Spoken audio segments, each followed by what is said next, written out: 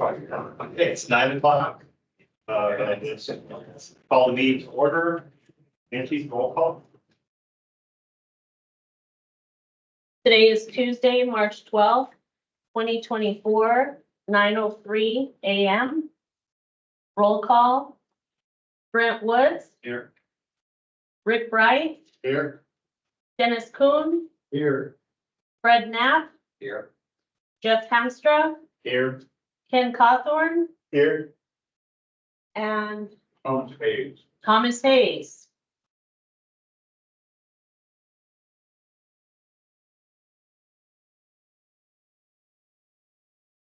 We have Clayton Trevilian with us today from City of Tucson. Dan Ice is absent. Rick Wolberg is taking the place of Dan Ice today. Nobody could take his place. Thank you all for attending. If I could just remind everybody, if you're speaking, please state your name for the record.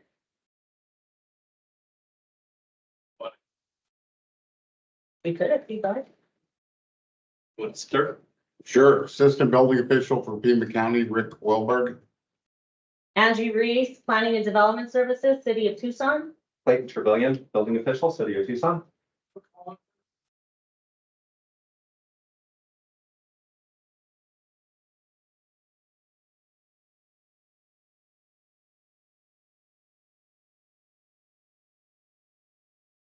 Fury, City of Tucson. Ben Garcia representing the Arizona Housing Association of Southern. Tucson Planning and Development Services. Jennifer Akins, Fire Marshal for Voter Edge Fire District. Larry Barrow, the late Bishop Laurel Valley. Becky Spencer, Tucson Metro Chamber. Thomas Hayes, owner of the Village Association, general contractor for 39 years. I'm Dennis Kuhn. I'm electrical engineer. Jeff Hamstra, HVAC contractor. Rick Wright, architect of Bright Design Associates. Fred Knapp, contractor for construction. Ken Cawthorn, Casey Mechanical Engineer. Brent Woods, wood structural. Okay.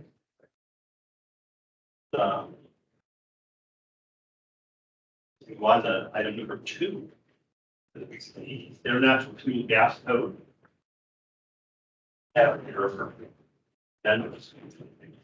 Yeah, so this is Ken. When we talked last, we were trying to find, I thought there was something in the Arizona Dry statute that was requiring 18 inches of cover, burial depth and the tracer wire and the warning tape and all this stuff. But what we found was that those were just, I think, local jurisdictions where I was finding that had those amendments, and the Arizona Dry statute that had that was for public utilities, not for private. So I think we were good with what we had. We did find some things that kind of required the tracer wire to be minimum 12 inches long on each end so that you could, and it's secured to something. So I think that's about the only thing that we felt we needed to add that wasn't already in the sections of the IFGC.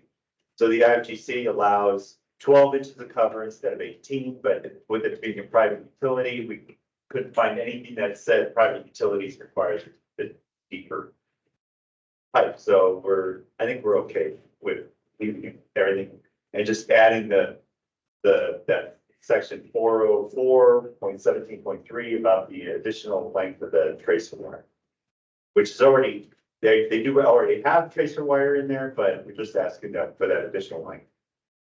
So I was okay with, I think that's good. That's basically the only amendment we have. So then we can close out fuel gas. So do we need to get a motion to accept the proposed amendments at this time, or are we going to wait and combine later? You could, this is Clayton with the City of Tucson. Just keep in mind that the city has opened a public comment form to hear any comments. So between now and the end of the year, we may hear comments on the fuel gas code or other codes that you've closed. So my recommendation would be to come to a consensus that the board agrees with the current amendments and take a vote for all of the packages at the end of the year, once we get through them all. Once we get the comment. Correct, right. We have any idea what the changes are? I've already complained about this before, because they don't identify the changes like they used to. So it's hard to decipher what changed, unless you want to scan each and every QR code in every chapter. I don't have time for that. Does anybody else looked at the changes?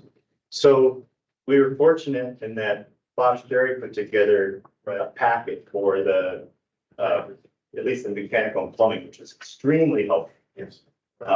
Thanks, Bob. Yeah. Yeah, it was extremely helpful and it did provide a lot of information. But other than that, I'm not aware of a document. Where'd you get, Bob, did you find that? I tried to put both fingers. So there was no document that had to, you had to search. I had to go through I took the, online, they have blue lettering on the pages for the paper code. So I was to 21 and updated to the 18. And then I went to the 24 and updated that. So you'll see, that's what you see, two things for those. Right. If you look at the fuel gas code, I mean, that's still another, or one of the systems. To be, they compare them. Sure. Go ahead and do that. This is Clayton. You all have a printed package today from the city. At the back of that packet is the IBC first 3 chapters changes. And it's a slightly different format than what Bob provided, but it's the same thing. We're manually going through the online version, looking for all of the blue text. And it's prepared slightly different than Bob's in that we started with the 24 and then compared it to the 18 and looked for any inconsistencies with the 21. Okay, so what you'll see on that spreadsheet, printed spreadsheet, is the far right column is the new language. But that's only the first 3 chapters of the IBC. That's about 100 changes. Well, I guess the question is, I mean, philosophically, we're accepting the ICC code changes. And at the same time, notifying staff and our customers of the changes. Well, I guess that's the question. We're generally accepting what ICC puts out. But do we accept it without looking at what the changes are? We are looking at the changes. Okay. And the fuel gas code has not had that level of analysis. We've focused on the IPC, the IMC, and the IBC so far. There's no one looks at this one? We have looked at it, but there are no significant changes that we thought were drastic enough to discuss, but we can prepare a similar document. It's going to be much shorter. It doesn't have nearly the breadth of changes as the other codes. It's just hard to ascertain from the QR code how significant the changes are. The online version is really powerful there because it's all color coded. Well, not everybody has that. Yeah, this new format change makes me nervous. A lot of stuff is gonna get missed. People go through and design their buildings, they're so. I'll try to catch it for you. Yeah, I bet you will. Thanks.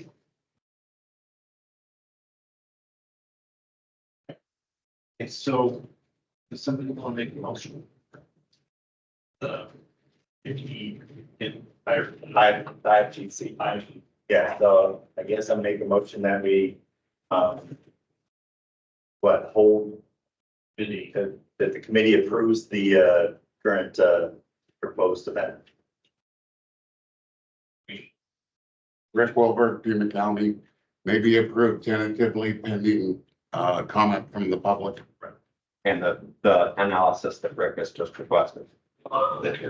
So basically, we're approving the tracer wire amendment, but not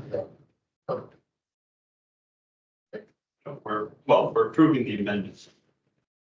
approving the amendment, but not the 24 gas code. Until it's been. Until you get your analysis that you just requested. Right. So if we, it's basically. No, I get a second. We'll go to the second. Okay. Dennis. Yeah, this is Dennis. Do we really need to do this now, or can we just agree that we are not going to go into any further analysis until if we get additional information on a comparison sheet that city staff's gonna maintain? I think it would be nice to bring some closure that we've reviewed it and passed it down the line so that people down the line know that it's already come through us. Is that really what that motion is doing, though? We're saying we're accepting the amendments, and the implication is it's done. And I'm hearing concern that it may not be done. But like what Rick was hedging, public comment and input from departments or whatever, because we're not implying that we're sending it to mayor and council on any of these yet. Yeah, I guess I'm not seeing why we even need a motion to that. We just move.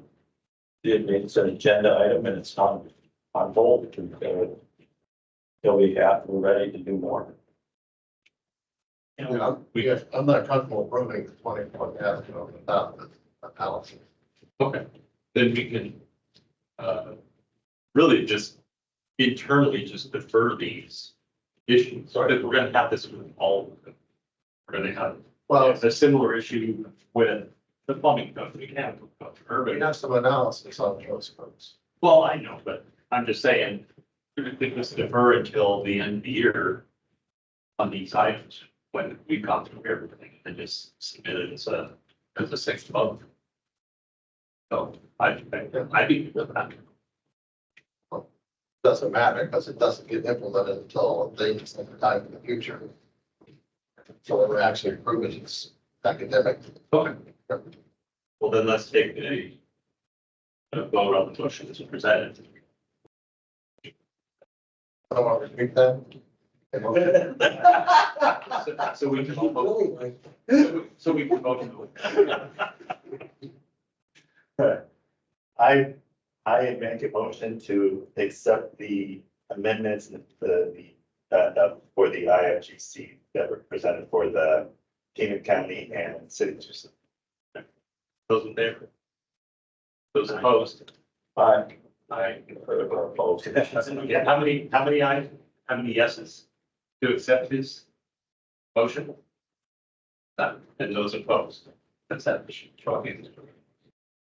Yeah, I don't think the motion is clear. Okay, so let's just do a roll call vote. He Okay, made a motion to accept the amendments, Accepts amendments. tentatively But not- pending public comment. Yeah, pending. Okay, We're just gonna kick it down. We are. So let's just do a roll call vote. Brent Woods, No, Rick Bright, No. Dennis Kuhn, No, Fred Knapp, Jeff Hemstra, Yes. Ken Cawthorn, Yes. Thomas Hayes. Motion did not pass. okay. So moving along, IPC. IPC. Okay, so this one, we have all the differences that were defined. So again, thank you, Bob. Been very helpful. And we addressed from last month, we addressed the issues regarding the Pima County wastewater items, which had to do with the there was several items. One had to do with, section. Let me find it here. There was the 12-inch requirement, which was, that, hold on, What is it, section 305.4.1, sewer depth? yes, no, not the sewer, yes, no, not the sewer, it was.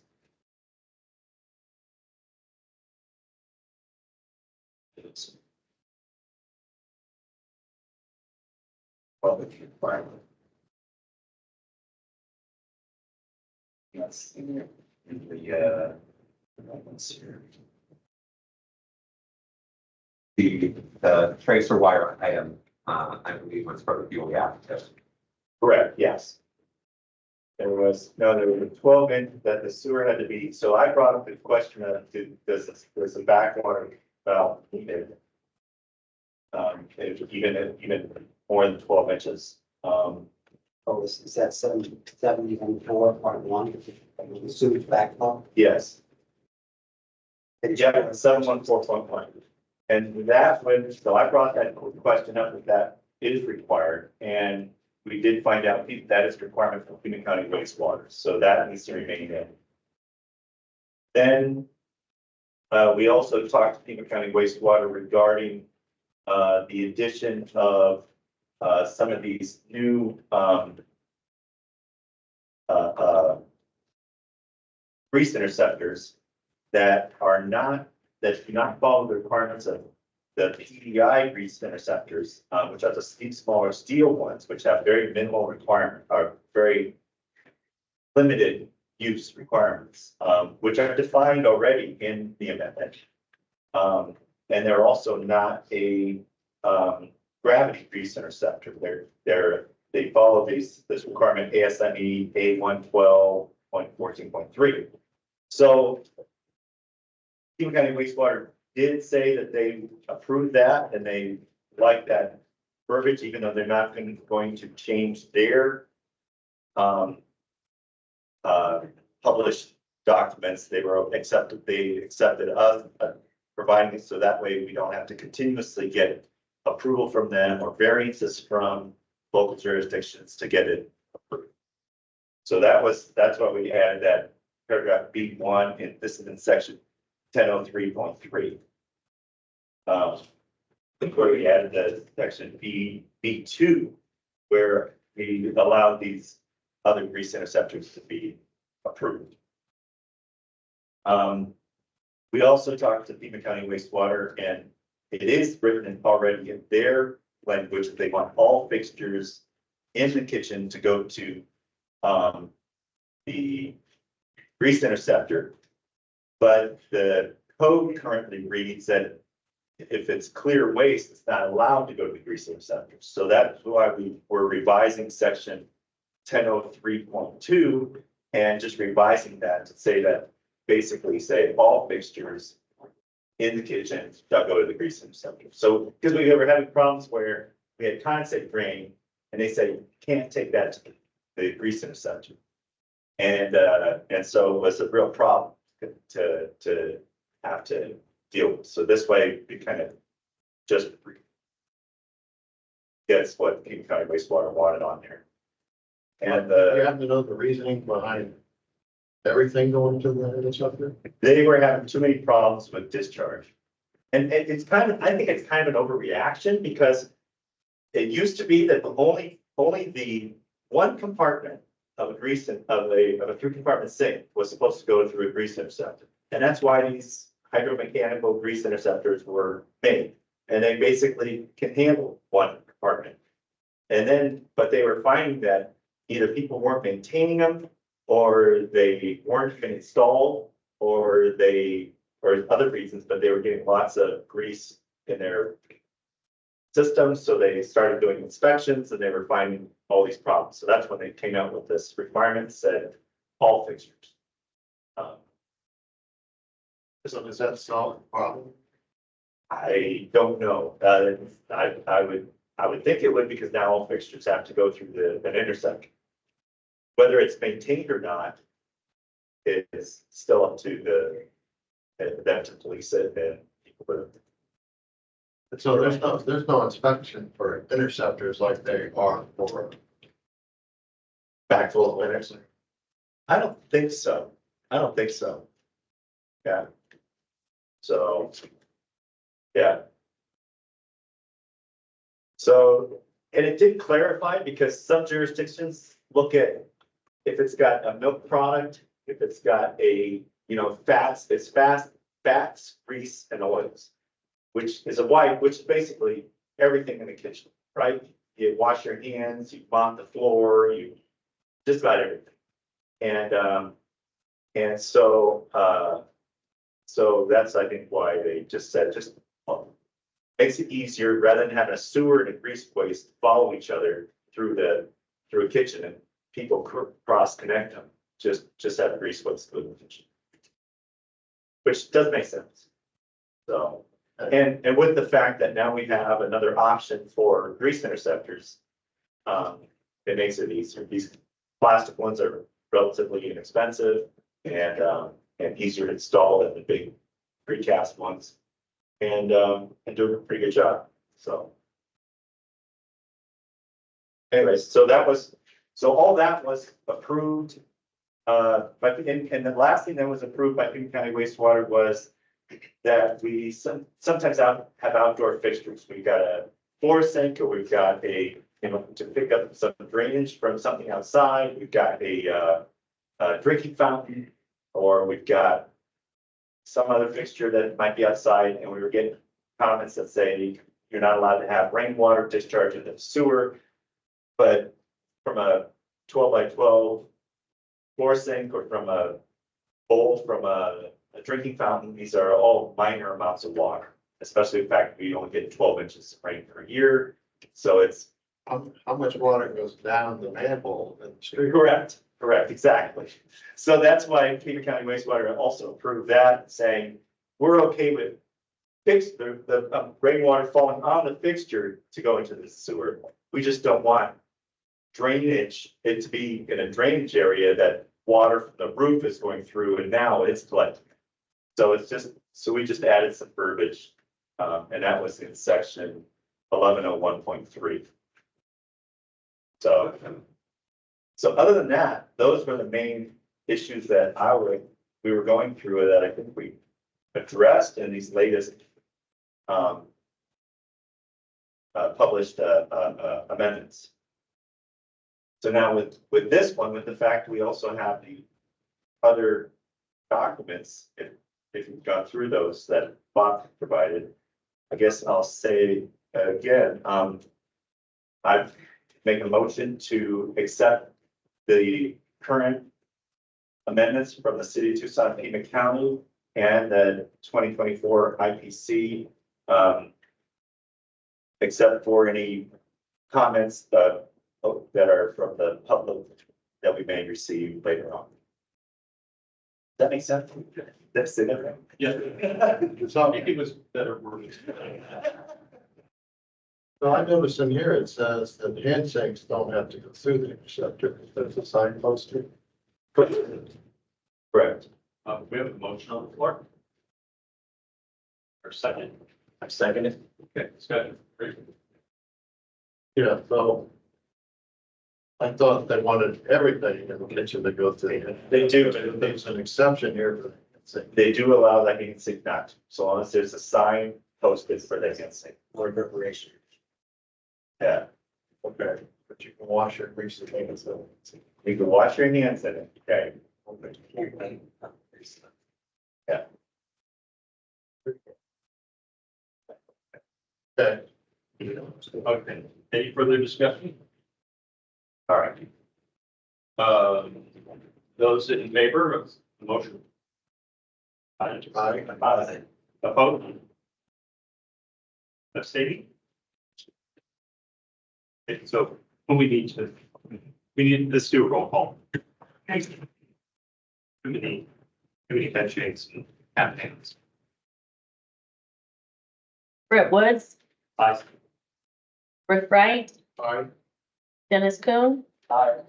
Fred Knapp, Jeff Hemstra, Aye. Ken Cawthorn, I, Commentary?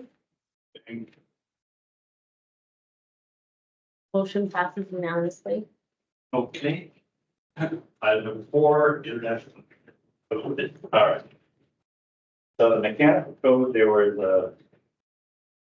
First, I guess I just was pointing out some of the major changes that I know are going to be very impactful for the public. Let's see here, sorry. First one was, I think had to do, that I was pointing out, was had to do with the,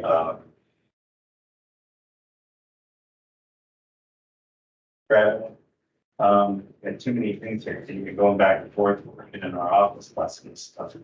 Had to do with the fact that we've got both, we've got requirements for the, let me go back, sorry.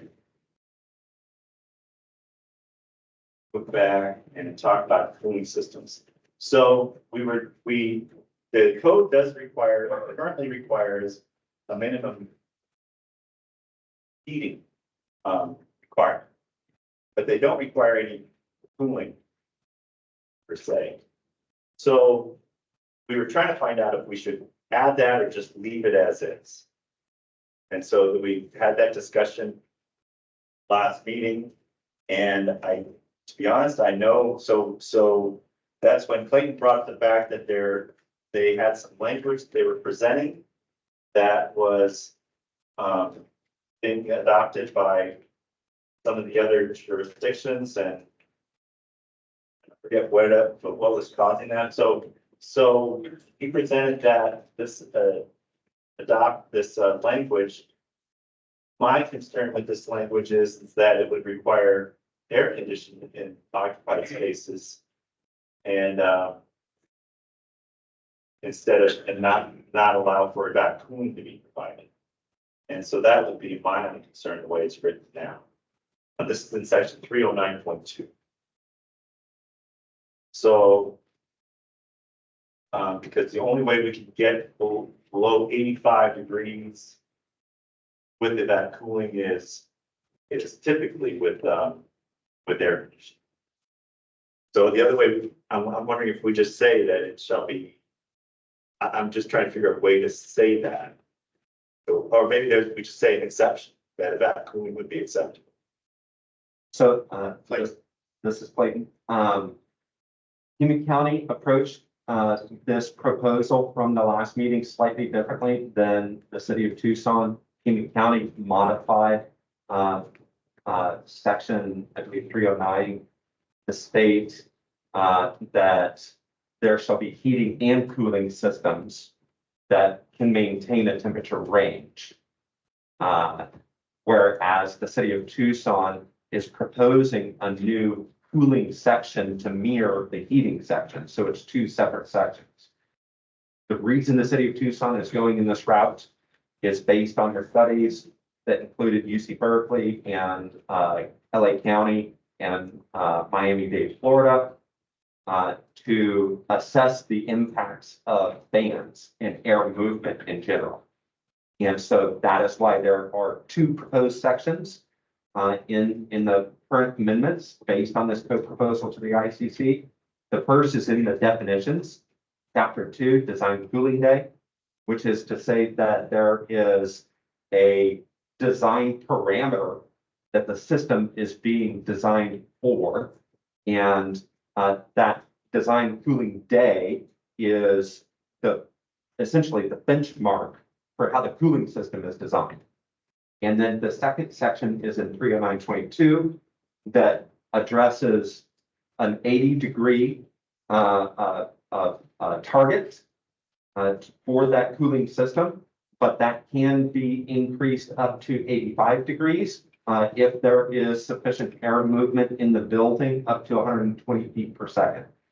And that's based on the science from UC Berkeley that's saying air movement below 85 degrees can create a comfort zone within that building without actually dropping the temperature to 80 degrees.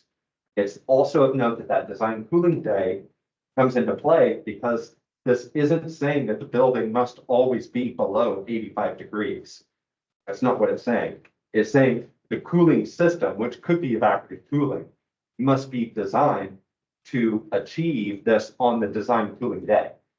So that's to say that if the design cooling day is 102, but we have an extremely hot summer of 110, that's not what the building was designed for. The building was designed for 102. Does that make sense? Yeah, yes, but so evap cooling, you typically design. Not necessarily, so it's typically just the design for evap cooling is. Usually the parameter is usually the wet bulb temperature and not the dry bulb temperature. So if we do say the dry bulb temperature, then the evap cooling will work really good. So if we do say by, and maybe that's what we say is if we use the design condition of, and we define what that can, 102, 66 or whatever. Currently, isn't it in the amendments that the design has changed from 104 to 105? For cooling, But I don't know if it gives a wet bulb. no, it doesn't. I don't Right. believe it does. Or, so we could just say with the design, usually it's the mean coincident wet bulb temperature, which would be about 66, which that would allow us to get evap cooling down to those temperatures. So maybe that's how we approach it. And I think that'd be a good way to do it. Right. So then if it is a 115-degree day, it's not expected that the building's below 85. Right. And if it is 74 wet bulb, if the wet bulb's above that 66, then I agree. I it's think the beyond the wet bulb design. has to be defined as well for evap. Right. Makes sense, Bob? Yeah, so we just define it as we define the outdoor temp, the dry bulb and the mean coincident wet bulb temperature for that time frame, and that would work. Because then in fact cooling works great. Yeah, this is Rick. I've got a question. So cooling has never been in the code, as far as I'm ever. Ever, no. So what changed that now it's a problem? This is Clayton. So the city of Tucson has mandatory cooling in the municipal code. It is not in the building codes. It's in the city code. The state of Arizona requires that at least one room of every home has cooling. And the city of Tucson requires that every residence has cooling. This is a trend that we're seeing across the nation, especially in hotter cities. And so what we are doing is proposing code language that can be used widely based on local adoptions. And so we've looked at what the city of Phoenix did, LA County, Miami-Dade, and city of Tucson, and combine that into the language you have before you. Well, I guess that doesn't really answer my question. And the code proposal is being heard in April for ICC to be put into the Okay, so- campus code. It's being driven by the municipalities. Correct. What changed in the market? I don't know if the builders put coolers on houses in. Do they? I've not seen any one. We put coolers commercially, Commercially, a lot of. days, Yeah. like fire A lot of stations. commercial event. But this isn't requiring either air conditioning or evaporative cooling. It's requiring mandatory cooling in the building to maintain the indoor temperature. It's in a lot of jurisdictions, administrative codes. But it honestly belongs in here rather than the administrative codes, I believe. Yeah, I understand all that. But, I mean, do we have a problem with structures not being cool enough? This is being And I driven understand. by the number of deaths, heat-related deaths that are occurring inside buildings, yes. So then what do you do about existing buildings? So They won't meet that requirement. the code before you is for new buildings. This is for the IMC. So I would say the problem you're gonna have, heat, it's in older buildings, not in new buildings.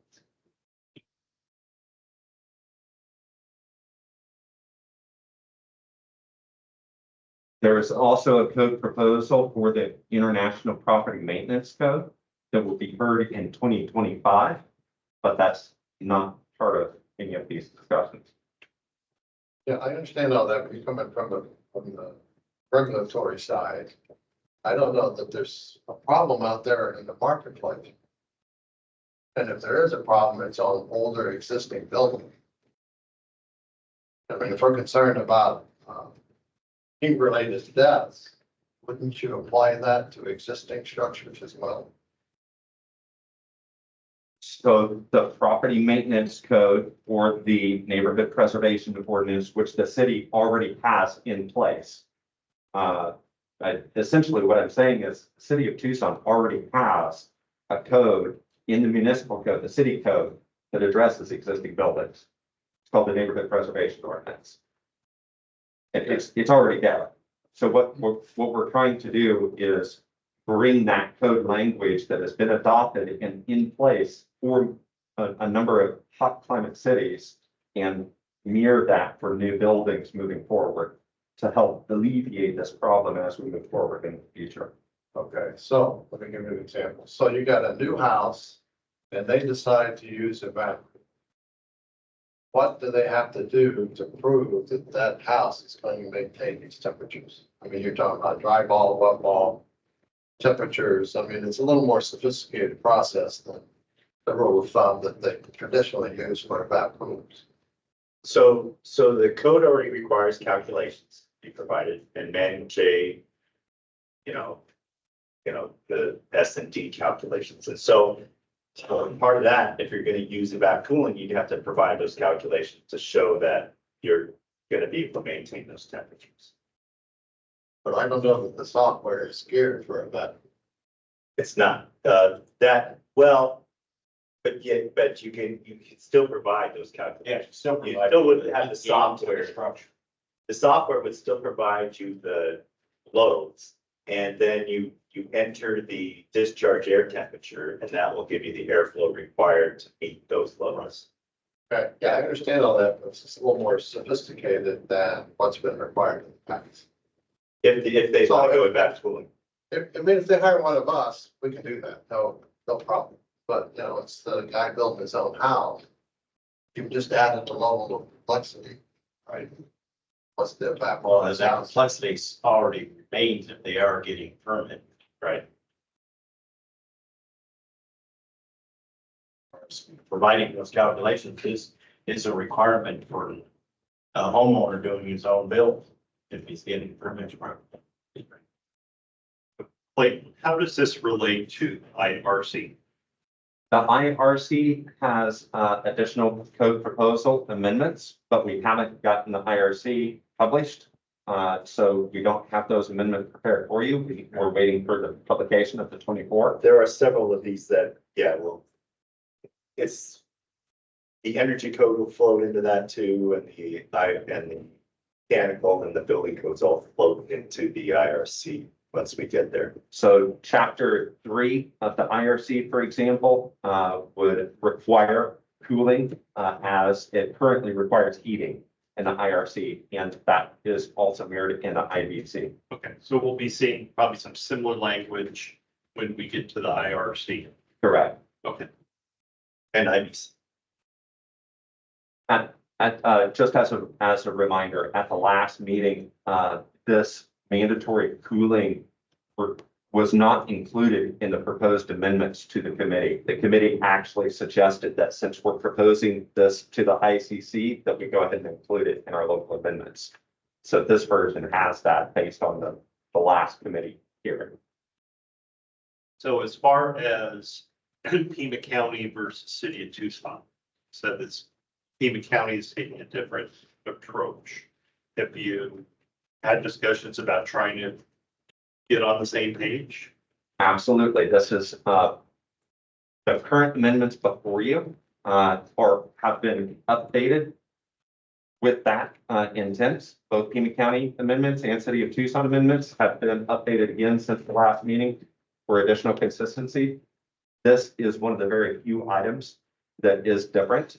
And it's essentially Pima County decided to combine mandatory heating and cooling into one code section.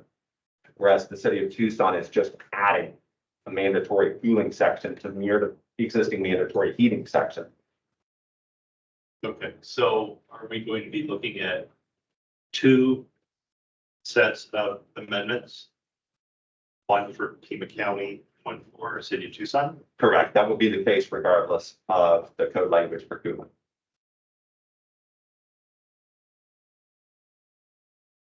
Okay, so these are City of Tucson amendments. When will we be seeing the Pima County? I think Dan already said This is right here. yeah. Yep. Yeah, 309.1, Rick Wilbur, 309.1. Yeah. Right here.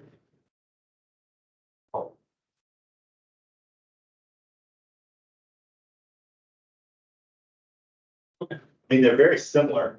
Right. I'm wondering if we can get the two to. So that we could just, so they'd be same on both. This is essentially up for discussion for the board. We've presented two potential paths Right. for you to consider. And we are open to your input of which of these, if either you feel would be appropriate for our region. Yeah, the county's Ultimately, we 90 will- and the city's got 85. Right, and the city also has a velocity, air velocity requirement, which is a good thing. So maybe it is, Essentially, the county has a simplified approach, right, and the city has an exact mirror document of what is going to be presented to ICC in April.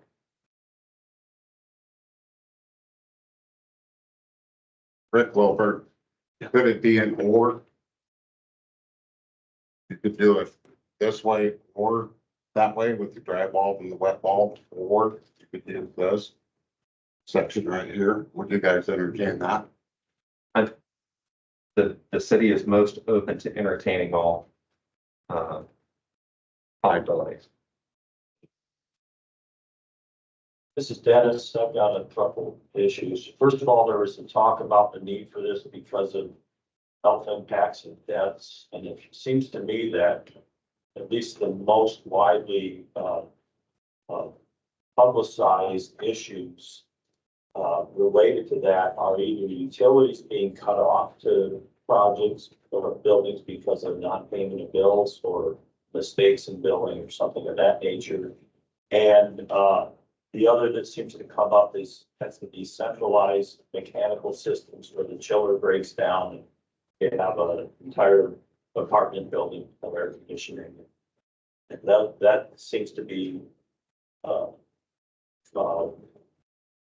more readily out there. On a different issue on this, with regard to the two temperatures, 80 degrees Fahrenheit or 85 degrees with a certain amount of air, how does the evap cooling fit into that? Can the evap cooling really achieve the 80 degrees with that wet bulb temperature? Or is it only going to be able to get to 85? And if we're accounting to get to the 85, then this requires fans. Well, does the evap cooler fan become the fan? Right. That is the supply air. Well, does it? Or with the wording here, would it have to be a separate machine that is the fan to provide additional air movement besides your evap cooler? I mean, I interpret that as it could be either ceiling fans or it could be the amount of air you have coming out, so long as it's hitting that occupied space at that velocity. And that could be provided from a grill or it could be provided from a ceiling fan. So it's achievable to get 120 feet per minute throughout the occupied space, just driven from the evap cooler supply. Right. There's a couple of ways to do that. So in a house, you would have to write the fair and everything. But you have In a to, house, you'd have to provide relief air in each and every. if you're gonna evap cool, yes. Relief air path, right, right. Does that include manually operated windows? Would it have to be automatic? So as far as I know, in vac cooling, I don't think it's defined on how that relief air needs to occur, whether it's automatic or manual. So vac cooling really isn't addressed a whole lot in the code, but in order to achieve that airflow, you have to provide. And I think that manual would be acceptable means. Because they're occupied, they can open window. But you have to have it available, Right, is the trick. I would think so, yeah. So you're saying, if you go into your bedroom, you shut the door, you're gonna have to open. Yeah. Because that really won't work. Right, yeah, you're not gonna achieve you're not gonna achieve the airflow. Or undercut doors or bypass ducts, whatever.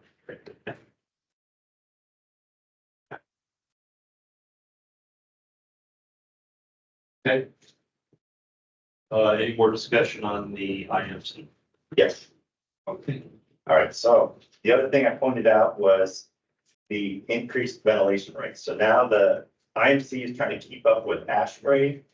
And ASHRAE 62.1 is already made significant changes. And part of those changes I just wanted to point out was, for instance, on animal, veterinary care or animal facilities. They're now going to be required on animal facilities to have basically 100% outside air. So if they're to meet these cooling requirements, they're either have cooling these animal facilities or they're doing specialized air conditioning systems for veterinary offices to meet that. Now, they're requiring 100% on the entire. Just about, yeah. Any place where animals are. It used to be only where kennels are. Right. But now it's anywhere where animals. So exam rooms, waiting rooms, procedure rooms, everywhere where animals are going. So that's a significant. It's a significant cost. thing. Yep. We just had a project where, we had to, Dennis was involved where we were trying to get 3-phase power because that had to also, the air conditioning for that would have to be 3-phase power. That's because of availability of equipment. Right. They don't make single phase equipment that can be the 100% outside air. It's a commercial. Yeah. Right. And that lays a bit of a trap for if you could have someone who wants to develop a facility doesn't realize the completeness of all the rules. Right. And say purchase a piece of property, particularly in a rural area, and there may not be 3-phase power economically close by, and it can cost hundreds of thousands or even millions of dollars to get 3-phase line extensions. Right. And then they could have already invested in the property, such, but, you know, people need to have their eyes open when they buy things also, if that's right intended use, but still, it's a big deal. This is Clayton. I would also recommend such a scenario that you just presented to consider an appeal.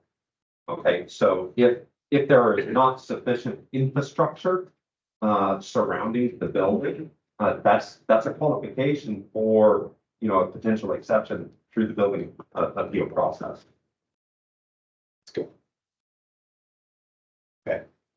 And the nature of that appeal would be negotiating some value less than 100% outside air.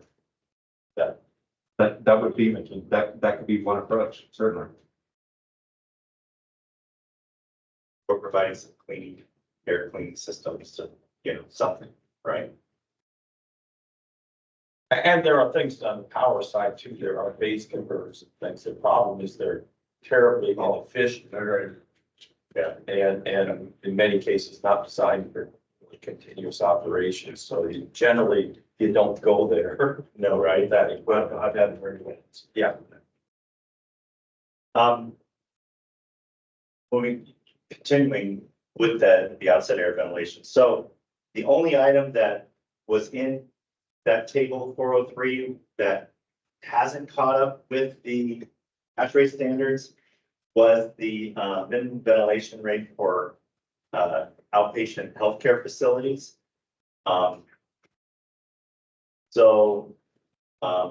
It the ASHRAE 62 has now pulled all that out. So, and moved it into ASHRAE 170, which is somewhat addressed already for hospitals in IMC.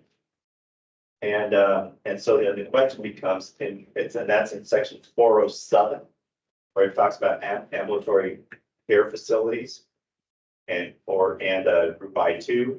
So what ASHRAE has done is they've moved all of those, anything related to healthcare, into ASHRAE 170, which is basically section 407. So I didn't know if we wanted to just go ahead and move all that to 170. That way we're up to code, up to standards, I guess. They already have the increased ventilation requirements in there, but they just use a different calculation procedure to determine it. But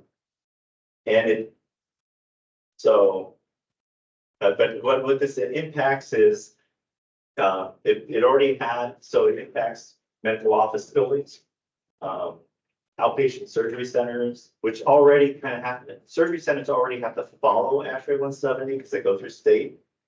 But it's more of I think it's more of medical office buildings where you have just exam rooms, patients go in, doctors, and so you have exam rooms. What ASHRAE was doing was moving all that to ASHRAE 170, getting it out of 62.1 and moving it all to 170, which is kind of what the IMC did, except for they still had outpatient healthcare facilities listed. So I didn't know if we just want to move all of that to section 407, or if we wanted to leave it where it's at. And my thought was is just bring it up to current code and move it to section 407 and just make that be healthcare facilities and or group I2 occupancy.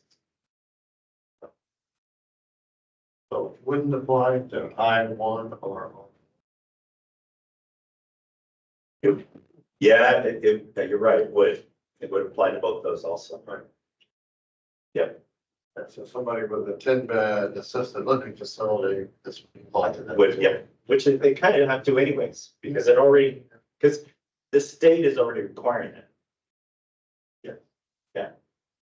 So the state's already requiring you to meet the FTI guidelines, which already refers you to ASHRAE 170. So rather than get kind of caught in the middle, I'm just saying we should move that and change the language on 407 to just say healthcare facilities, including those I occupancies and the R occupancies that are healthcare related. Sense? Yeah, well, it puts it in the code. Some people probably miss the state requirement. Right.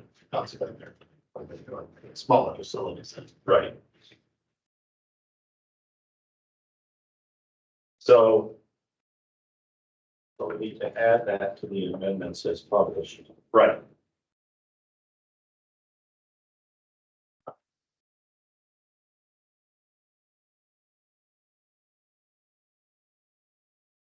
So what we need to do is strike it from table 403.311 and add language to section 407 to be just healthcare facilities or group, what is it, I1, I1 and R4. I1, I2, and R4.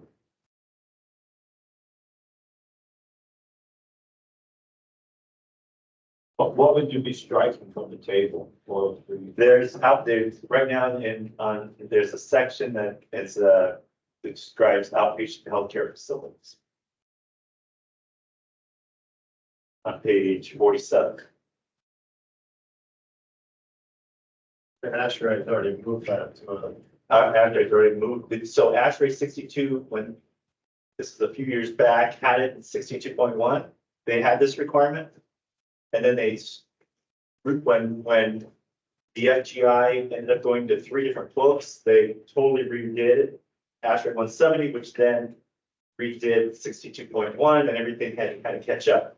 So I think all the movement is stopped on the ASHRAE side and FGI side, and it's still not caught up here on the IMC. But aren't many of these described rooms just like B occupancies, if you're talking about a psychiatric room, or speech therapy room, things like that, or are they? Correct.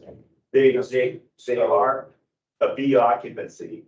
However, it shows up in ASHRAE 170 as a healthcare facility. So Which will require additional outside air just because somebody rents an office that used to be an accounting office and now it becomes a counseling center but it's licensed as a medical facility, so now it isn't going to have adequate outside air. correct. Yeah. And so like for counseling centers, they're not that much, but you got a medical office building now where you've got doctors and patients and doing exams, even though it's still considered a B occupancy, it falls under ASHRAE 170 now covers that. They're doing that, they're thinking of transmission of disease, if you need more outside air. Yeah. Yep. I guess the point is, probably in the next iteration of the county code, they will make that change. Probably, right? Definitely. Yes. Always kind of lagged. right? So, and what we found is that you go from office buildings needing about 10% outside air with our cooling conditions and requirements. We typically see about 10% outside air on medical offices. Now, medical offices using ASHRAE 170, we're about 20% outside air, so it doubles the outside air. So what you might find is they go to lease a office building that was an office building, move a couple doors around and say, okay, we're now gonna have patients in here, and you all of a sudden might not have enough capacity. But that's true for if somebody puts a nail salon. Correct. It's the same exact situation. I'm just trying to get it caught up with, so that they don't, so that if the standards and the codes are simple. And it's in line with state requirements. Correct. If they go to get, if they get licensed by the state, yes. Yep. Okay, all right, so On a motion? No, I think it's just an iteration of the. of the amendments, right? Need to be written up. Yep, I'll shoot both you and Dan. Yeah, yes, Red Hall, I got a question. You're making proposals to the 24 amendments. I'm proving based on what the next cycle, the 27 ICC codes come out, whether they may or may not be approved. that was under the space heating and cooling requirements. That one was just because there currently is no cooling requirement, right? Right. Yeah, right. I see the need of having worked in code enforcement also understanding that. But yeah, codes. Yeah. Well, yeah. Yep. And realize some jurisdictions already have the cooling requirements, so like the Maricopa County City of Phoenix, and they already had it. Theirs was written more like with the county and marked up. So not a new section like what the city had. This is Clayton, back to the discussion of air facilities and outside air. What I heard is that, and just correct me if I'm wrong, you're going to make a proposal to us to modify the title of 407 Yes, to expand to other healthcare facilities and then remove something out of 403? Are you talking about removing out of the table 403? the table Okay. 403. I just want to clarify. Yeah, there's in table 403.3.1.1. there is a section that is healthcare facilities. And I want to remove that section entirely. And then modify section 407 to include all healthcare facilities or group I1, I2, or R2 occupancies. Or R4. Yeah. Sorry. Don't get carried away. Yeah. Okay, We'll look forward to that and include it in the next Yeah. iteration. yeah. Okay. Sorry, this is taking a while, this one had to post. So there were several people that were missing the last time around, and we discussed some issues regarding ceiling penetrations. And I've drawn up some drawings. I don't know, sorry guys, I didn't know if I had given people that haven't had them, I brought them up, and I tried them up this time. This is what we have. Just go around it. I'll just pass them out. This is what we had passed out last time, but it's a similar type event that we ran into. And this is mostly running into this for apartments. And we had discussions with the city about this, was it a couple of years ago?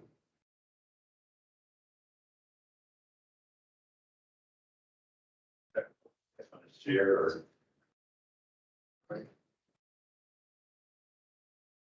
And then I did have some interpretations from the ICC. I brought those if anybody wanted that interpretation, but basically the interpretation just said punt. You know, and it's up to the authority having jurisdiction is what we found. And so what we're trying to decide is what the code, the way this is in section, let me get to it here, sorry. Section 607, 6.1 regarding through penetrations. This is going to come up in the IBC also, since it's the right copy of the verbiage. And what it says is that you can have a foreign, there's a whole slew of exceptions for a through penetration of a duct going through a fire assembly, a floor ceiling assembly. And those exceptions include, you know, if it's 4-inch diameter, if it's steel duct, and if it's within a wall cavity. Well, the problem is most wall cavities don't go through the floor ceiling assembly. The majority of them stop at the trusses, so they don't go through. The only ones that go through are ones that are supporting walls. And so those, and typically even those don't have the drywall going through. The drywall would still stop at the ceiling assembly, you know, at the bottom of the trusses or joists. And so we end up with this exposed duct going through the ceiling. So what I was saying is that if it goes through the ceiling, whether it's going, you know, 8 inches or 8 feet or 30 feet, to me, it was the same. So it's an exposed duct in the ceiling assembly. The code has several exceptions for 4-inch ducts because it's like there's 4-inch plastic pipe in them, and those are penetrating with no other protection. They're all fire caulked as they penetrate, but they're allowing them to have those penetrations. But this requirement for it to be in a wall cavity is kind of vague because the wall cavities typically don't go through those assemblies. So it depends. If you got apartments and it's identical floor plan on the person's second floor, in that case it would. Yeah, but the wall is not going to penetrate the wall likely stops at the trusses. Right. So it's still got the duct going up through the ceiling, floor ceiling assembly, not within the wall assembly. It'll be within the wall assembly once it, so what happens is, there's a couple cases that happen. One, what if the wall for the upper floor is at a different spot, I'd have to offset it to get to that wall. But it says it shall be within the wall cavity, and it's not within the wall cavity when it's in that assembly. So that's where the rub is we're getting out of the wall cavity when we get into that ceiling assembly. And that's where it makes a gray area. So what I was saying was that whether it's offsetting a foot or 4 feet or 30 feet, or it could even go to the exterior wall, and penetrate and it to me, it is there was no difference so long as it's the 4-inch diameter and is protected at the penetration. That to me would be sufficient.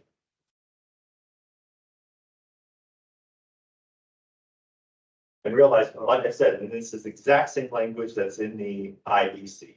So what ended up happening is we went to the ICC. They said there's a number of things you could do. You could require that ductwork to be fire racked when it's in that assembly, which is not required by code, but we could do that. Or we could just require it to be a through penetration with fire caulking on both ends. Or we can just have it be the fire, it could offset, or we can have it offset and, maintain it being a steel duct. And all those were acceptable, all those would be, they said, just had to be approved by the authority having jurisdiction. Because, and it's been this way in the code for a number of years. It was since before 18, and now it's still in the 24 code. And it hasn't changed. And I don't know if it will change. But presumably it went into the code because of some testing of the fire rating, or was it just somebody's idea? Yeah, I think it was trying to figure out what to do with 4-inch, if a 4-inch pipe is acceptable, maybe a 4-inch duct is acceptable. So if it's, instead of saying a wall, if it said wall or ceiling, would that, Yes, to me, that would be, that's fine. yeah, We don't have any technical justification to make that change. No. And no testing has been done to know if it's as safe in a right. fire. So it really boils down to what the building official is going to accept because of words. Right. The wording here is. Or if we want to, if we want to leave it as is, we can. Or we can try to resolve it and give some language. So what typically happens now? Most of the time, the duct either offsets, or if it's 4-inch, there's, because of the rules about the 4-inch diameter, and if it's steel, I've seen a couple things. You could either offset it and continue up, or they can go up into that ceiling cavity and go to the exterior wall. I've seen both of those cases go. It used to be there were no dampers for 4-inch ducts, and besides, you can't have a damper on a dryer duct anyways. So, But if you didn't offset, they wouldn't let you go directly through, but if you offset, it would be okay to go through. sometimes you have to offset because the walls don't line up. Yeah, What if they did line up though? and if they lined up, then you could go, you just can't continue vertically. So the way the city ruled on that one is that find a wall that is lined up and only go vertical, no offset allowed. No, the fact that it goes through the second floor partition, you've already pierced the 1 hour assembly of Yeah. the floor. Right. Now the duct is in the wall where there's wood. There's no protection. Correct, well, I you mean, still, if you get a fire up that wall, it's going up inside the wall. right, The drywall doesn't do good at that point. right. I mean, it, as it penetrates the assembly, it is fire calm, Okay, but that's it. And that's the way the current code reads, is if you're So you could go into somebody else's tenant space right now. And so long as you're within the wall cavity, it's accepted. So, So realistic, this is Brent. So realistic, if you're looking at a floor structure, let's say TJI, that has a drywall, this part of 1 hour has a drywall uh-huh, ceiling and then whatever plywood and whatever on top, that's really not a whole lot different than in the suburban. Yeah.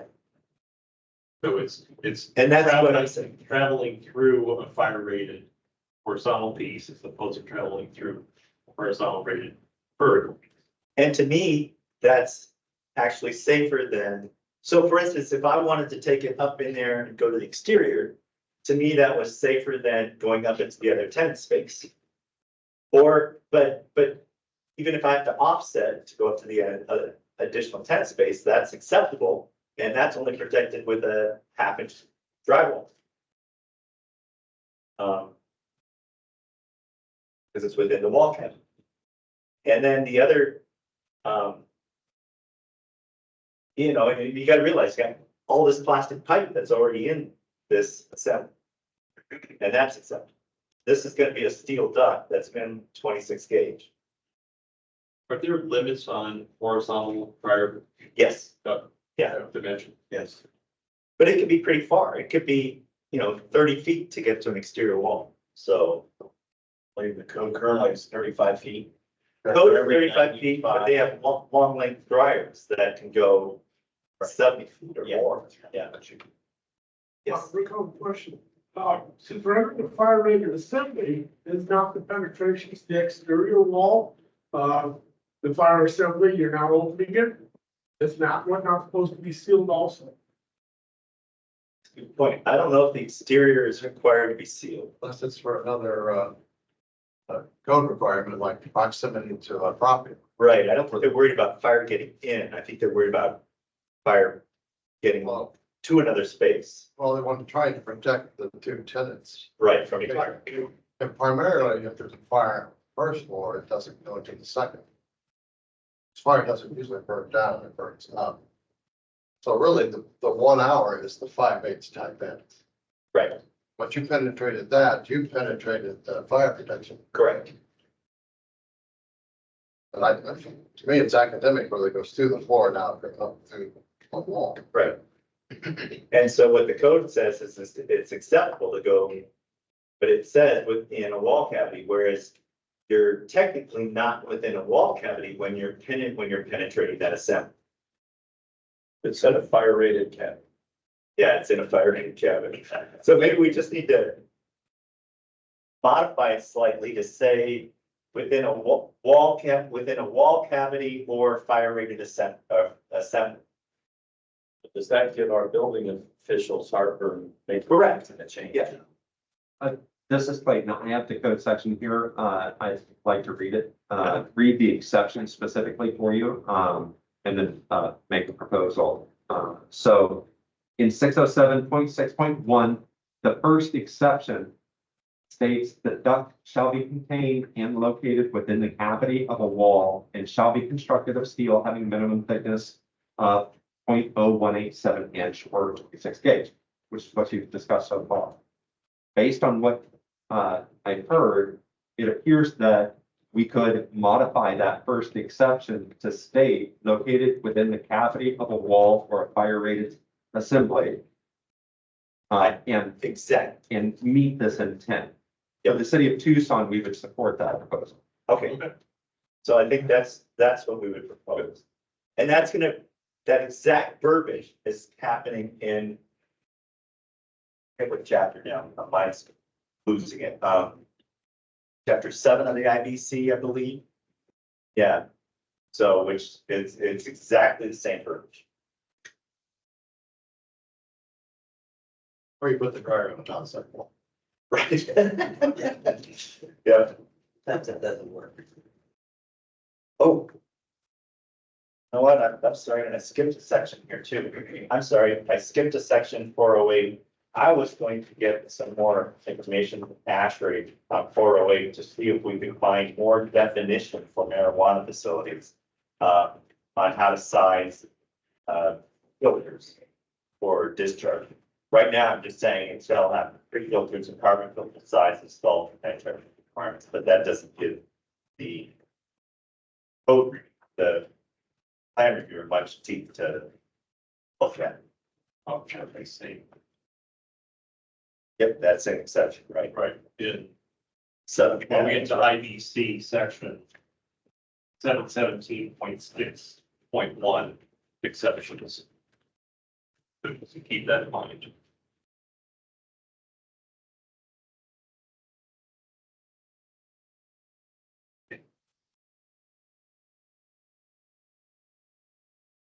The other item had to do with section 607.6.2.1, which is ceiling radiation danger. They talk about dynamic and static dampers currently for apartments. So what they have are the radiation dampers for apartments that are floor ceiling assembly systems. Okay, they're just basically a butterfly damper that just is held together with it's a usable link and a spring on it that just falls closed. The problem is that none of those are rated for airflow going up through. They're only rated for airflow going down. So they're not a dynamic damper, they're a static damper. So they can't, if the airflow is moving, they don't seem to pass the test. So the problem is, even though the code addresses static versus dynamic, there really is no such thing as a dynamic damper. So then they have requirements.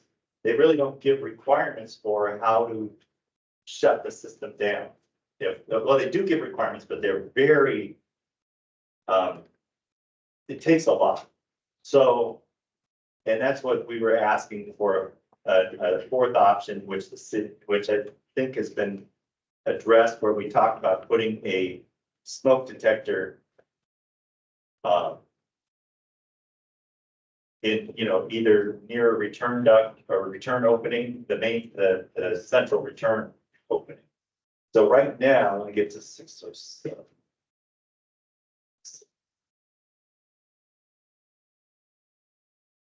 Yeah, so right now on the static system, it requires, I can just go through it.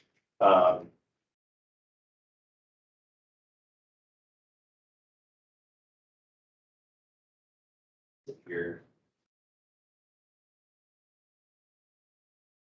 Okay, so it's still require the installation of a smoke detector installed inside a duct or duct opening and sampling tube, blah, blah, blah, all shall be within 5 feet of the damper.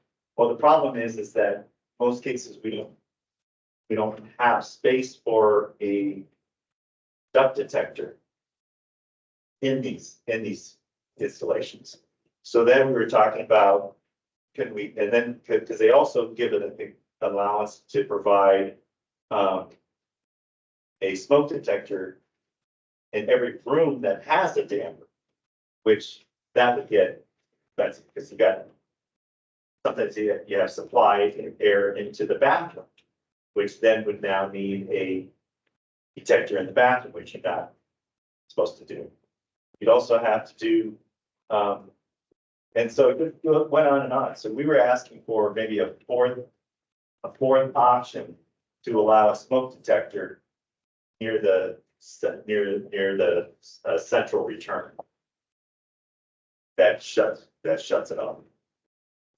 Recorder, most manufacturers smoke detectors require at least a 3-foot spacing when the airflow to working, but it becomes smoke ornaments. Right. And that's where we were just trying to figure out how we could word this to allow it to allow these to be installed. This is Dennis. I want to just try to understand this better. What's the purpose of these ceiling radiation cameras? They're to prevent the spread of smoke. Fire. It seems odd then that they're using smoke detection for the prevention of fire. In most cases, when you look at other areas in the code, when things are need to be changed or whatever, they oftentimes look at fire sprinkler flow. So if you have a fire, then you cause something to shut down. Now, it seems like darn near all the multifamily buildings that are being constructed are fire sprinklers. It's required, right? Maybe we could have and when you have a fire sprinkler system, as a minimum, you have to have it central station monitored, which means you're putting in an electronic control panel that is being activated by flow in the fire sprinkler system. Now, the only problem is, it's not zoned by an individual unit, but you could use sprinkler flow to send a shutdown system. Yeah, But then it could have the effect of turning off all the, which is okay. air conditioners in the entire complex or the entire sprinkler zone. As opposed to just That'd that. be a lot of wiring. Well, So is that more wiring than having a smoke detector? it would be different wiring. Right. The one thing about a smoke detector, it could be self-contained within the unit and not have to communicate with any other units. If you're just talking about actually using, let's say, the smoke alarms that would already be in a unit. But we also have fire code requirements that go way beyond the building code requirements for smoke alarms. And that is putting more smoke detectors in apartments, but again, not in every room. I think you still got that bathroom problem. You may even have a kitchen problem. Right. With the soaking smoke. Now, how many, so if you've got a detector, detectors are already required for an apartment? So what's required in any dwelling unit is you have to have a smoke alarm, which is a detector with an alarm sounding device in every sleeping area and outside of every sleeping area. But the rules that say that then also are saying, but keep it at least 3 feet away from the bathroom door, keep it at least 3 feet away from any mechanical air diffuser, release, supply or return, and keep it at least 20 feet away from the cooking appliance in the kitchen.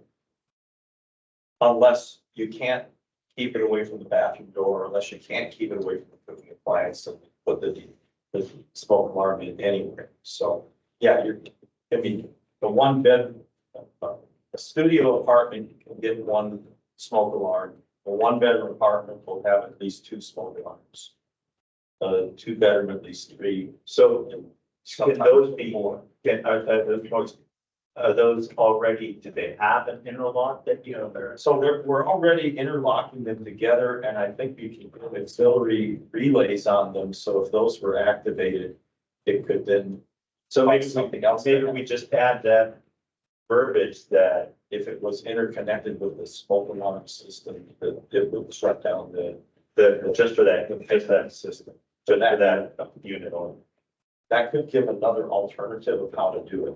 Okay. And if we were a larger apartment building where we elected to not go with smoke alarms, but instead did a full-blown fire alarm system, with detectors in the dwelling units, those detectors are still in the same required locations as smoke alarms would be. Okay. And you could still do that interface from that system. So it would give an electrical and low voltage type way of. So maybe we do it in the lot. do both a 4 and a 5 exception on this and maybe Activation. you can give me some verbiage, yeah. Okay, yeah, activation of smoke alarm system, shall shut the fan down, or activation of fire alarm system shall shut the fan down. Okay.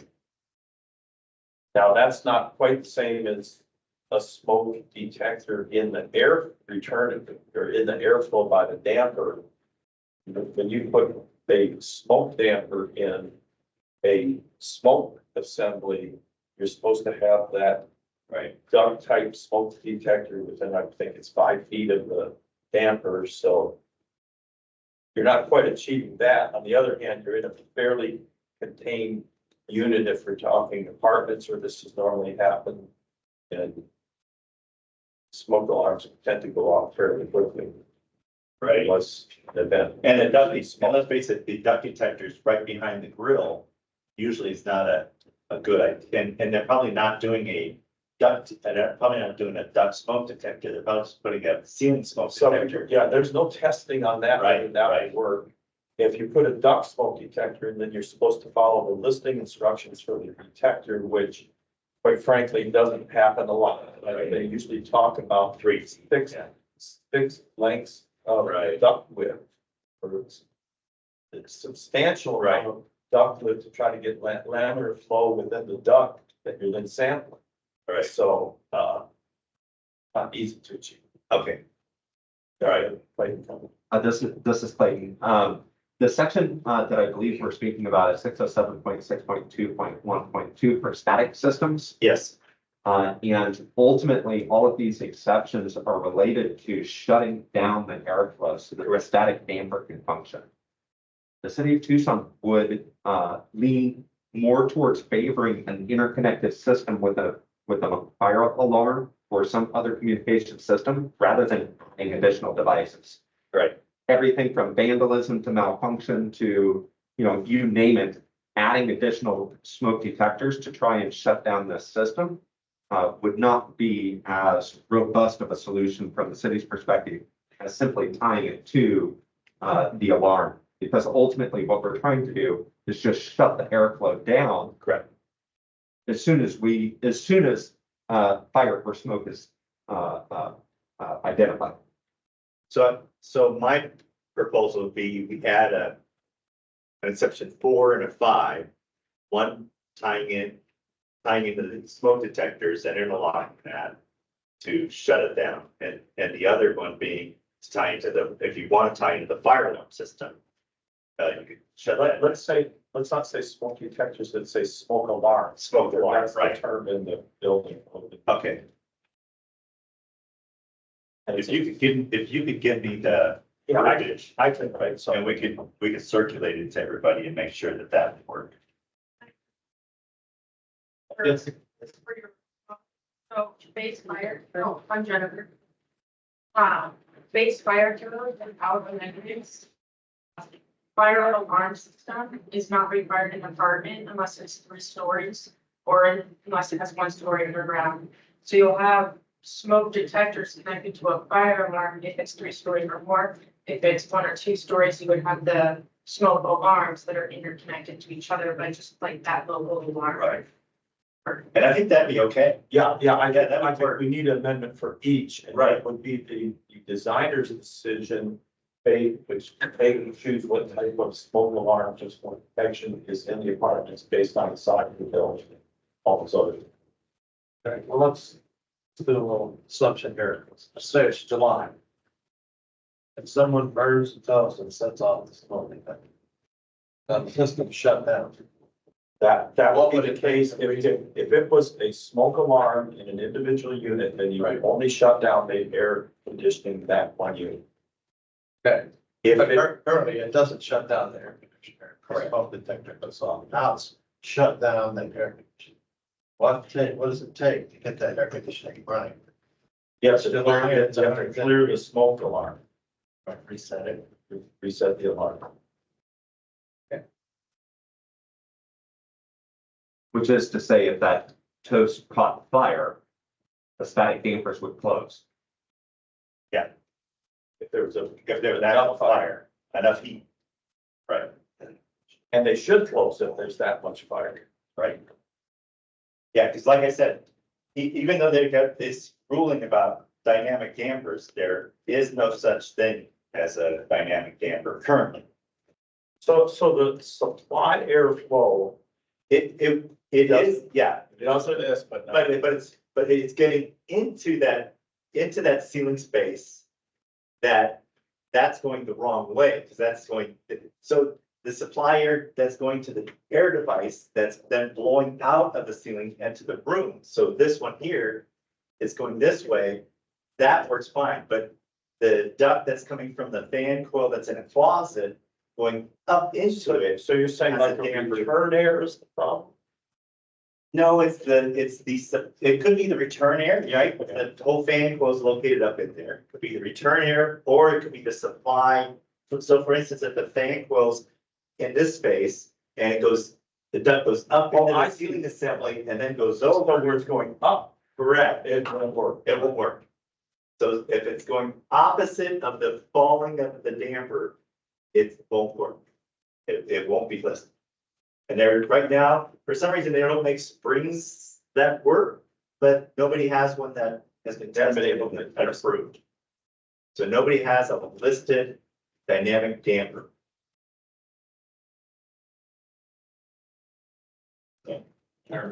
Yeah, okay, sorry. The last thing that I just brought up was this whole thing on chapter 11, which is most of my paperwork here. So as of January 1st, 2025, all the refrigerants are changing and they're all going to be these A2Ls, which are slightly more flammable. Than, it takes, I don't know, 600, 1,000 degrees to make it flammable. So they're slightly more flammable than the current. So we're going from a refrigerant now that currently you can use 26 pounds per 1,000 cubic feet of room volume to 3 pounds per 1,000 cubic feet of room volume. So both many apartments, many houses, many buildings that have large refrigerant volumes are gonna not be allowed. And in addition, the code has another section where they say if your refrigerant pipe is penetrating more than one floor, so if you got a 2-story building, a 3-story building, and if it penetrates more than one floor, that refrigerant pipe has to be in a fire-rated shaft, a fire-rated shaft. That also has to be ventilated. So it gets, yeah, so I don't know what happens when as of January 1 of next year, when they go to replace their broken unit, they'll have to tear into these apartments and create these ventilated shafts. So unfortunately, they don't give much help on how to ventilate them. But my thought is maybe we go ahead and at least give them some options on how to ventilate them. I'm struggling with all this because you can have natural gas piping, which is an unlimited supply of highly flammable material, of gas. And that can run through the house wherever. But it has an odor. And it has an odor, you're right. So if it leaks, You notice, people are aware. right. But the refrigerant, which is a very limited supply, and which is nowhere near the flammability of it, has to be in this fire-rated shaft that's ventilated. So the code's gone to extreme.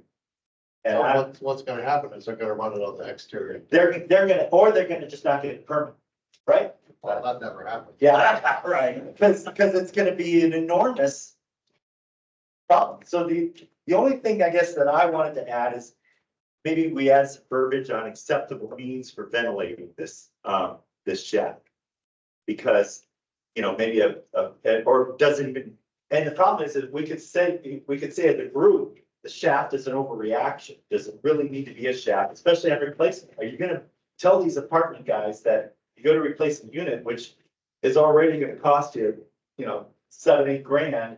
Now it's gonna cost you $10,000 to, or $20,000 to create a shaft for that pipe. Yeah, well, I mean, what they're gonna do is they're gonna run it on the exterior of the building, Correct. right? Yeah, Is the refrigerant heavier than air or lighter than air? it's typically heavy. So it falls, so Right. you've got to. They want it ventilated down low and up high. So it is rough and I guess I'm just bringing this up to everybody because it's gonna come up a lot over this code. So can you run that refrigerant line from the indoor fan coil unit to the outside without a ventilated shaft? Yes, you penetrate one floor. Okay, so if you penetrate more than. if you penetrate more than one. So if you have a 3-story apartment, like Rick said, that first floor, they're either gonna now have to put that unit on ground, which means they're gonna redo the electrical to get it there. Or they're gonna run the piping down the exterior wall exposed and then punch through the wall to get it into the space. But then now that increases your refrigerant volume because you need a lot more refrigerant now, which now means you might exceed that 3 pounds per 1,000 cubic foot limit.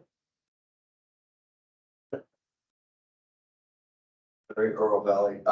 So similar to the gas code requirement, when you go under slab within a building to an island, you have to fit that system. Yeah. Couldn't the same situation apply where you have that sealed, but then have a vent come out? And I'm totally okay with that, but when they call it a shaft, now it kind of implies fire dampers and other, yeah. They're requiring a fire rated shaft is what they're requiring. So what I'm saying is maybe the ventilation, we're gonna allow it to be a 4-inch, 26 gauge duct that can go through the floor ceiling assembly to an exterior wall without requiring any dampers, because it's just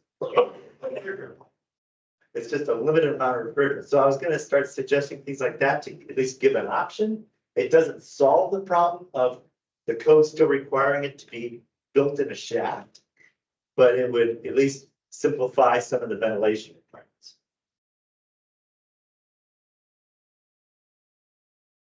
And what happens if we do nothing? I don't, so then you're gonna get people that are gonna start saying that, oh, you broke your AC unit, it's gonna cost you $50,000 to replace it. Because now you need fire smoke dampers. Form of 3-story apartment. Right, yeah. Right. You need fire smoke dampers, you need all this other stuff, and I can't take it down the outside of the building because we did the calculations and the added refrigerant volume exceeds what this one little room, the bathroom required allows. And so, Rick Wilbur, I tried to do some research on this. I couldn't find anything that would exempt it from being in a shaft. I know, I mean, I didn't find anything. it's, And then with the new A2L, we don't really have a whole lot of statistics on it. no, So, I mean, it would have to be in a shaft. yeah, so Currently, these new refrigerants are.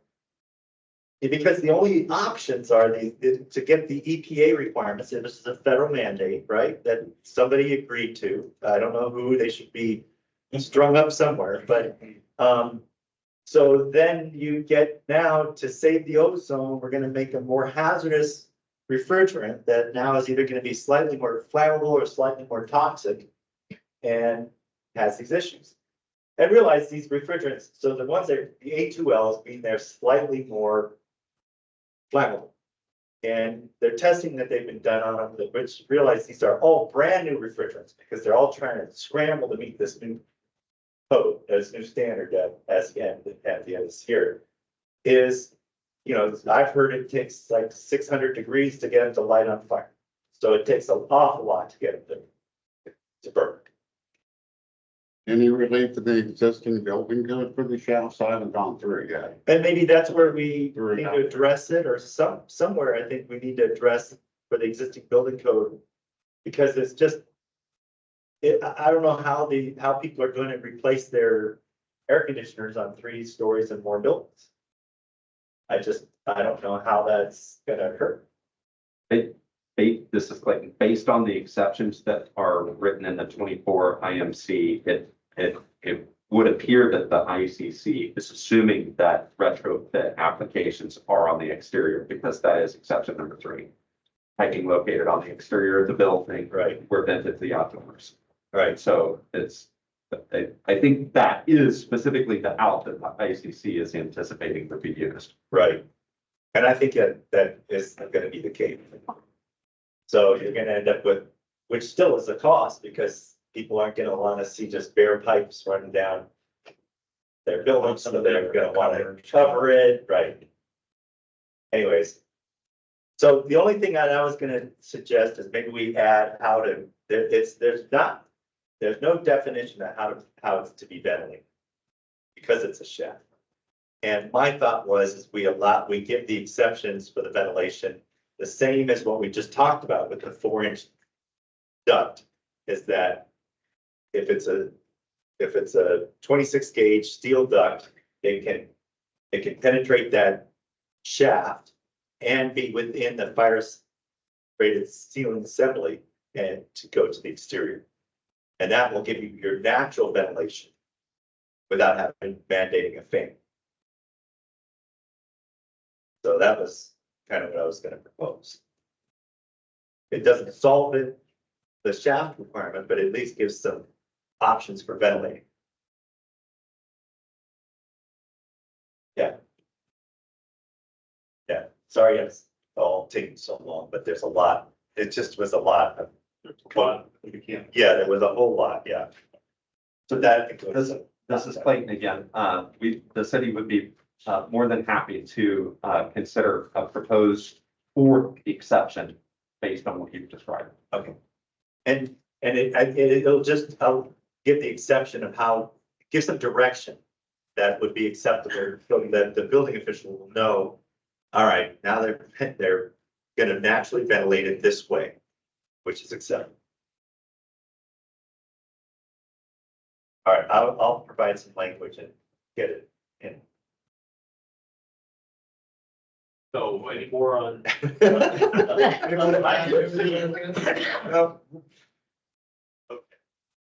So obviously, there's still work to be done there.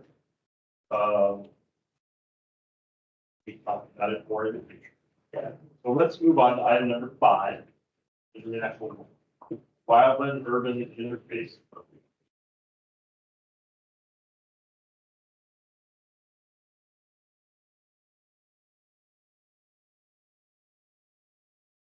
Any discussion that we really need to have on this one? Better have meetings with it. So does this even apply in the city of Tucson? What's that? Does this even apply in the city of I Tucson? don't believe so. It's just not the county. Yeah. Yep. Not the city. Okay. It's the county. The only note I see on Dan's is graphic companion will be updated to go along with it apparently. Okay. Yeah, well, I have the original graphics, so Okay. we can get together and update that. Okay. Let's move on to item 6, property maintenance code.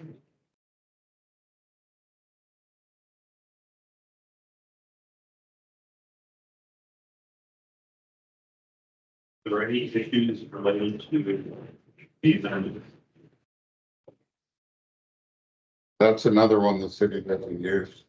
Okay. What, property maintenance code? Yeah. Clayton, you guys don't use the property maintenance code, do you? No, this goes back to the city of Tucson's municipal code, the neighborhood preservation ordinance, where the mandatory cooling is located. That is the city's property maintenance code.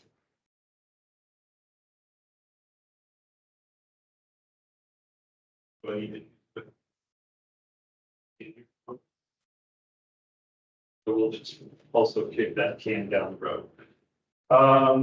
International, item 7, international building code is time allows, which is limited. Can you include the first 3 chapters you said? I was hoping, you would get 10 or 15 minutes, but this worked out great. Mostly to identify the path forward for the IBC over the next few meetings and kind of an expectation. Which the packet that you have in front of you is roughly 1/3 of the changes to the IBC for both the 21 and 24.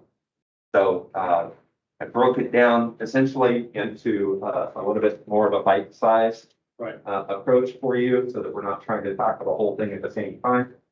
The vast majority of it is definitions.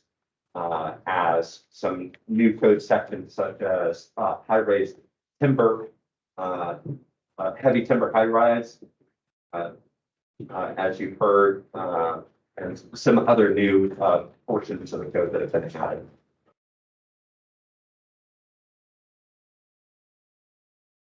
So I think it's very helpful what you've done with this compilation. Of And your intent is to keep going through the code in a similar fashion. We'll provide, this or something similar for all the codes. We've tried something with the IPC and the IMC. It was labor intensive. And based on the amount of time that it took to prepare those IPC and IMC analysis, we wouldn't finish by the end of the year for the rest of the codes. Right. So the new format is a new iteration of that. But still with the intent to help notify everyone of all the changes that we're seeing. Keep in mind, it's not every change. So minor numbering changes aren't included. Another thing to keep in mind is that chapter 1 of all of the codes are an administrative provision. But the city of Tucson only uses chapter 1 of the IDC.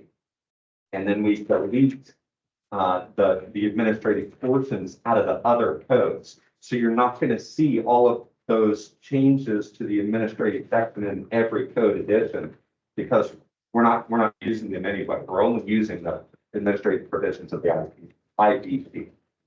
Rick Wilbur, Sanford, Pima County.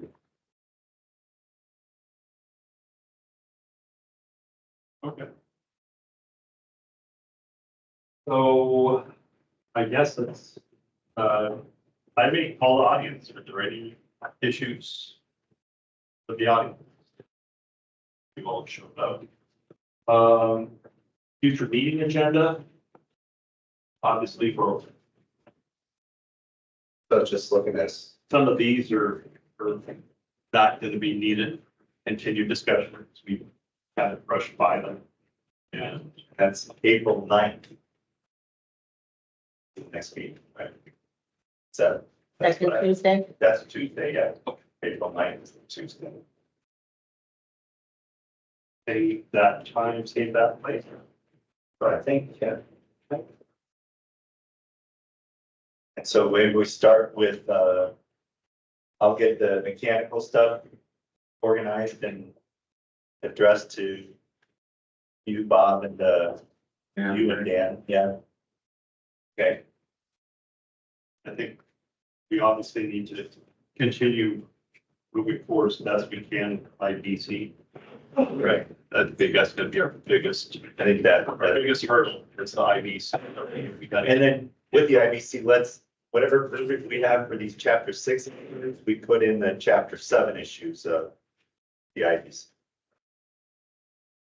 So.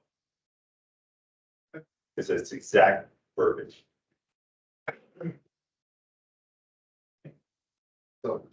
Like, Just to back up, call of the audience, I did want to make an announcement to the city of Tucson, related to have Mayor Romero declare May as Building Safety Month. And at the May 7th Mayor and Council meeting, she will be making that proclamation, and you as the Building Code Committee members are invited to receive that proclamation. So any of you that would like to attend in person, May 7th, 5:30 p.m. For that proclamation. So this is right. So the one concern we've been discussing is the coordination between the fire code and the building code. Progress on making sure we're all on the same page. We do have a representative from Tucson Fire with us today. I believe they are anticipating a greater involvement as we get closer to codes related to what they do. And Jennifer, where are you? Boulder Ranch. Golden Ranch. Yeah, that's going to do right so far. We've actually completed our amendments, old amendments. They're being reviewed by the fire chief right now. Our next step is to prepare building code issues. and then one variance to our fire code. So as much information as you have, and states that you know might be flashing that, let me know. I get you our amendments, and try to get what's going with that. Yeah, can we get those for distribution to the committee members? Yeah, because the concern is right now, those codes are parallel. So we don't want to go in different directions. So what happens if somebody goes and look at the IBC, assuming the fire code is the same, they proceed on that basis and then they get nothing to do. The fire department goes. To add some things, we have, we have made conversions to, certain of our requirements. We're just, get more detail out of the standards into our code. Get reuse. And because the code is changing on a regular basis, we will also take out as well. Things that are not necessary. Okay, if nothing else, then need a motion to adjourn. So move. All in favor? Aye. Aye. Opposed? If you are a committee member and you didn't get your books, please grab them. Did have your names on them. I think there's one IEBC that Dan said was kind of up in the air. Didn't know who it went to. That was the point of one. Okay. Yeah, a lot of that is